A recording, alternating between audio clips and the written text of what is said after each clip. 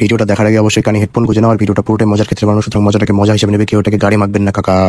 ভালোবাসার 3টি শব্দ হলো আস্তে, লাগছে তো। ভালোবাসার 3টি শব্দ নাকি উফ আহ লাগছে তো। তাহলে বৌদি আমিও তোমাকে উফ আহ লাগছে তো। ভালোবাসলে যে শুতে হবে তা তো নয়, দাঁড়িয়ে দাঁড়িয়ে তো ডগ স্টাইলে দিতে পারো। মানুষ দিচ্ছে ডগি স্টাইল রাস্তাঘাটে, তাহলে কুকুরদেরও উচিত এসে লাগানো মানুষের খাটে। হ্যাঁ, আমি ছোট থেকে বড় হলাম, এই ডগি স্টাইলটা কি এটা আমি আজ পর্যন্ত বুঝতে পারলাম না। ডগি স্টাইলটা কি একটু কমেন্টে বলে যাও না। তো হ্যাঁ গাইস, দিস ইজ তোমার দেখছো বাকারু ভাই ইউটিউব চ্যানেলটিকে অবশ্যই সাবস্ক্রাইব করে নোটিফিকেশন বেলটিকে অল সেট করে রেখে দাও।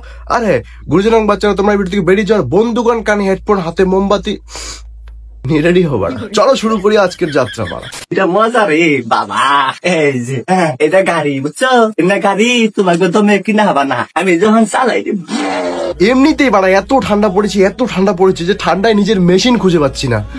আর এদের ভিডিও দেখলে তো মনে হয় যেন আমাদের বেঁচে থাকার কোনো উদ্দেশ্যই নেই। নিজেকে দেখলে বাড়া আমার একটাই গালি বের হয়, চুত মারানি চোদনা, ইচ্ছে করে কেটে দেই নিজের মদনা। আসলে যে এই বুড়ো কাকাগুলো না চাকরি আছে না বাল বুদ্ধ কিছু আছে, এই যে কচি কচি মালগুলো নিয়ে যাচ্ছে, এগুলো দেখে কি খুশি হোক না হোক মন কখনো খুশি হবে না বাড়া। মাঝে মাঝে ইচ্ছে করে কচু গাছে ফাঁসি দিয়ে মরি, তারপর চিন্তা করি যে আমাদের বাড়িতে তো কচু গাছই নেই।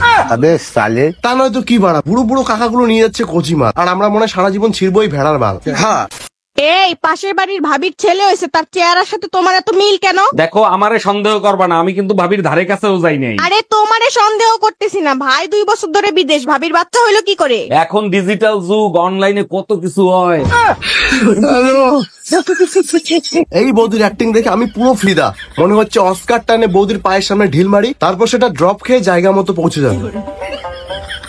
তোমরা কি নারকেল তেল গলাতে পারছো না?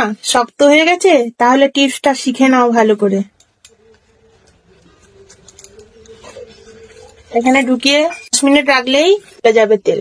এবার বৌদি মায়েরই বিরুদ্ধে বলছে, আমার তো এতদিন খেয়ালই ছিল না যে তেল গরম হলে বেকার লাইটার ডাঙিয়ে বা চুলা জ্বালিয়ে গ্যাস জ্বালিয়ে বেকার দেওয়ার থেকে এই জায়গাটা তো অনেক টেম্পারেচার সবসময় হাই থাকে ওই জায়গাটার, ওই জায়গাটা ঢুকিয়ে রাখলে অবশ্য সবকিছু ঠিক হয়ে যেত। কোথায় রাখো এত দিমাগ তোমরা? আমি তো ভাবতাম তোমাদের বুদ্ধি মনে হয় হাঁটুতে, কিন্তু না, এখন তো দেখছি তোমাদের বুদ্ধি পায়ের পাতায়। হ্যাঁ, আই উইল বি ট্রাইড, আমি একটু ট্রাই করবো, দেখি এখানে ঢুকিয়ে রাখলে ঠান্ডা হচ্ছে কিনা, ও সরি গরম হচ্ছে কিনা।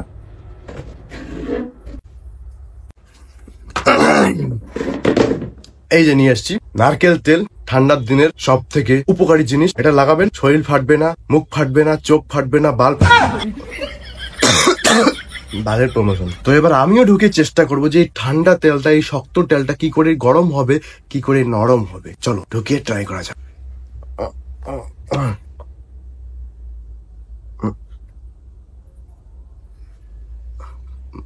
বলছি বৌদি, আমি তো ঢোকানোর জায়গা খুঁজে পাচ্ছি না, আমারটা একটু গরম করে দেবে, ये মানে তেল। हेलो फ्रेंड्स, कैसे हैं आप लोग? आई होप आप लोग अच्छे होंगे और मैं भी अच्छी हूँ।